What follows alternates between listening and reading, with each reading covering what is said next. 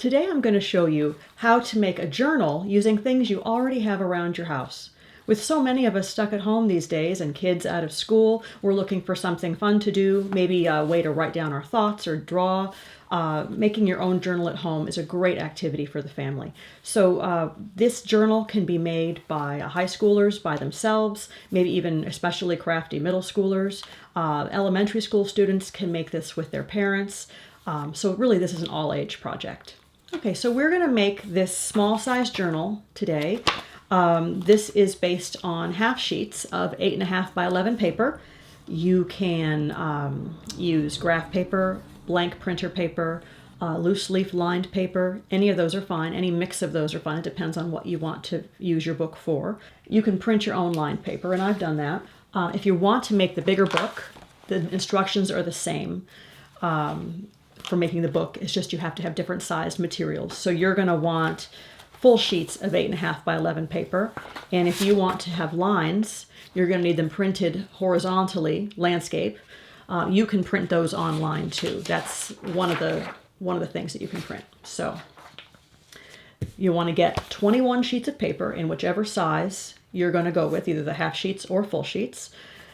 And then for your cover, you're going to want a manila folder. You want it cut to the same height as your pages. So this is my manila folder, and I've got it cut the same height as my pages. If you don't have a manila folder, you can use a cereal box or a cracker box. It's about the same weight board, and it's perfect. So you'll want one of those, and again, you're going to want it cut the same height as your paper that you're putting in the book. You're going to need either rubber bands if you want to do this clean binding, very simple binding, or you're going to need cord or ribbons or yarn. Yarn works great if you want to do the binding that has the tassels hanging off, the strands hanging off. Basic supplies you'll need is you'll need scissors, and you'll need a pencil, a glue stick, and maybe a ruler. And that's it. And then we're ready to get going. So I've taken 20 of my sheets of paper, and I've grouped them in fives. So I've got 4 grouping of 5 sheets. And I'm going to fold them in half. Make sure everything's as straight as I can make it. Doesn't have to be perfect. I'm going to give it a good crease with my thumb. And I'm going to do that for each grouping of paper. And this is making signatures. That's what these groupings of paper are called. Give it a good crease with my thumb. Just going to fold them in half. There's my 4th one. So those are going to be our pages. And then I've got my last piece of paper, my extra piece of paper. And we're going to use this to make a template. So this is why this project works with any size paper, because the method of making the template is the same regardless of what size book you're making. So this is the same exact size as the sheets of paper I'm using for my book. And I'm going to fold it in half. And then I'm going to fold it in half again.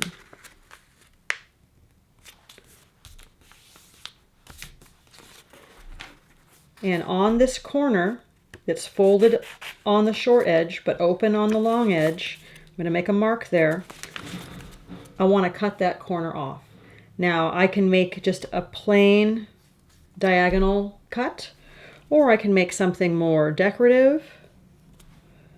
I'm going to make an arc. So I'm just going to draw. There we go. I'm just going to draw it. And then I'm going to take my scissors and I'm going to cut it out. Just like that. And then when I open this up one time, I've got a template for my corners. So I'm going to take my template and lay it over my pages. And see, I've got this is on the folded edge. I'm going to take my pencil and I'm just going to trace that shape onto my pages.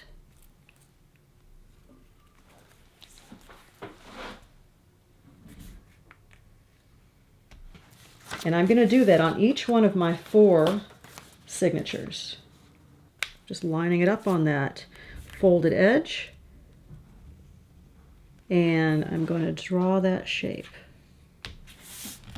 Okay, once I've done that, I can take my scissors and I can cut that shape out on each of my signatures, each end.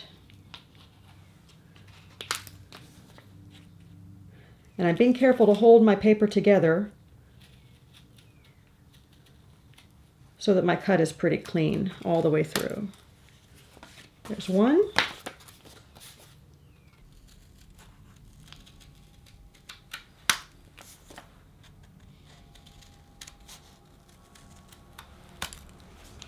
So now I've got all my signatures cut on the corners. So here's my manila folder that's cut to the same height as the pages. And I've already got one crease in there. But you see these creases here? We're going to use the last one to make the spine. So I'm just going to fold it right on that last crease. There we go. And so now I've got a spine. I'm going to take the same template that I just used on my pages, and I'm going to line this up just outside that spine fold. And I'm going to draw that same curved line. I'm also going to make a mark just outside the pages here, the template, so I'll know how big to cut my cover. I'm going to do the same thing the other direction. Right here outside that fold, draw my curve or my shape and make a line, little mark just outside the pages. You don't want your cover to be too small. You'd rather have it be just a little bit too big. Okay, now if you have a ruler, you can use your ruler to make a line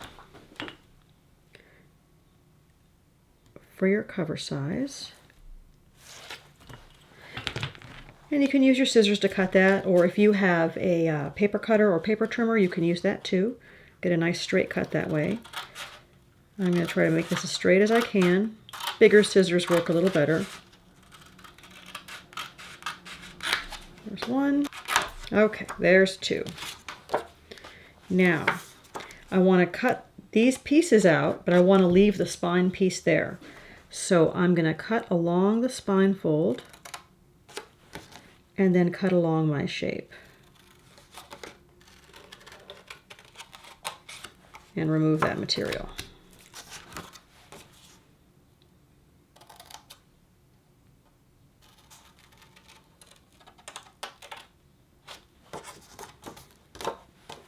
So cut along the spine fold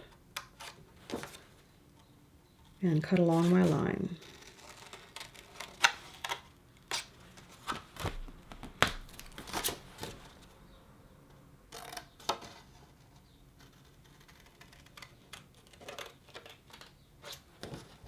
There. Okay. Now we're going to fold these pieces of spine in, and that's going to give us a little more strength in our spine. If you have a glue stick, you'll want to get that out and glue those flaps down. If you don't have a glue stick, that's okay. You can just fold them in.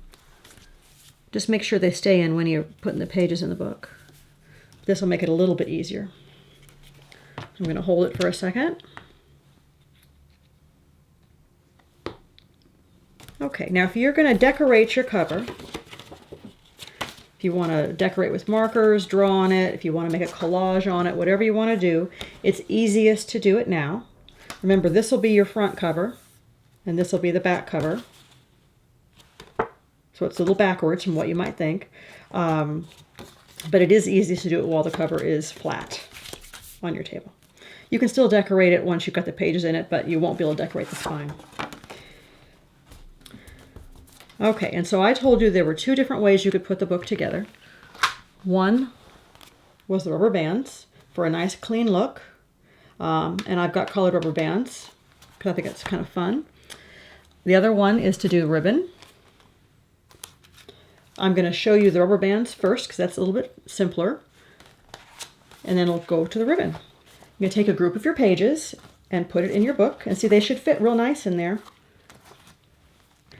And take a rubber band. I'm going to give it some stretch. I'm going to find the middle of those pages. And all I have to do is take the rubber band and put it right over the pages into that dip that we cut. And we're going to want to make sure that the rubber band is flat. It can be a little tricky to try to flatten it out. Perfect. And now I'm going to push that down towards the bottom. Did I do that? Okay, there we go. Now we're ready for the second group of pages.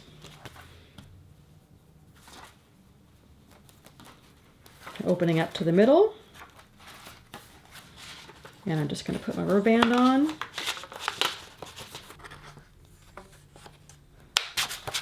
And that one's flat.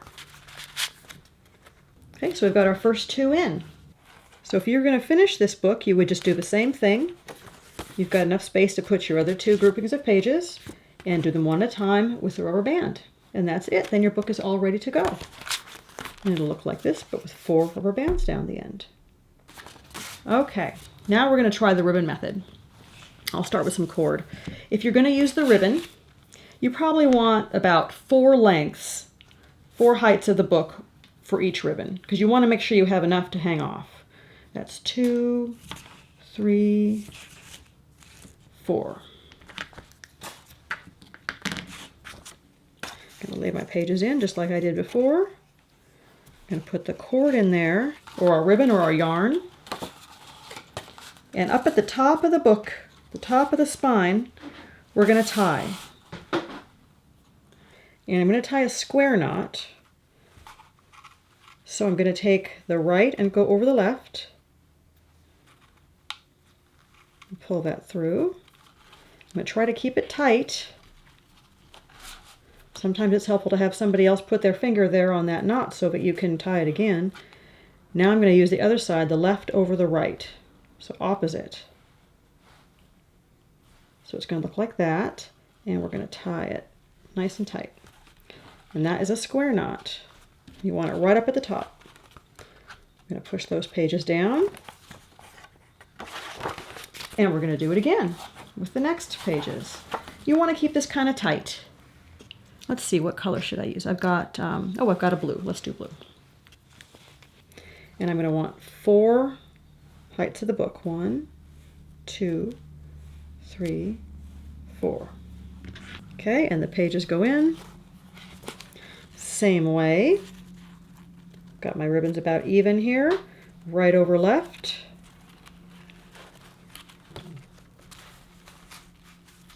So you can see what I'm doing. Left over right.